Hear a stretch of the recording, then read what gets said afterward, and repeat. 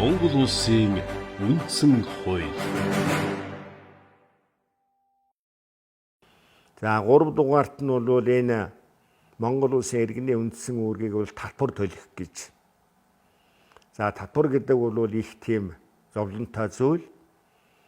За энийг бол татварыг бол зарим улс төрийн онд бол буруу шаадаг, зарим улс төрийн онд бол байхыг зүйтэй гэж үздэг.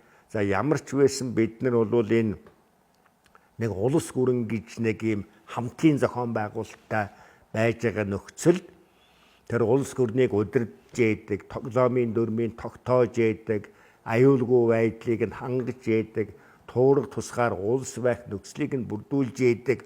Тэр тогтолцоог бол бид нэр төргөж нэг хэсэг бүлэг хүмүүст эрх мэдэл шилжүүлж өгч яадаг. За тэр хэсэг бүлэг хүмүүс бол энэ туурах тусгаар улс орныхаа аюулгүй байдал, эрх чөлөөт амьдралыг хангахын тулд бол тэнд бол хөрөнгө мөнгө хэрэгтэй байдаг.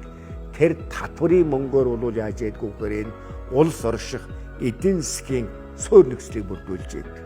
Тэгэхээр энэ иргэн мөний төлж байгаа татвар гэж байгаа энэ мөнгөн хөрөнгө болвол бид нар хамтын оршихуугаа, Монгол улсынхаа оршихуугаа, түүнийхээ үндэсний аюулгүй байдлыг, хүн зоныхаа сайн сайхан амьдралын төлөө хүн болгоны оруулж байгаа хувь нэмэр юм аа гэж.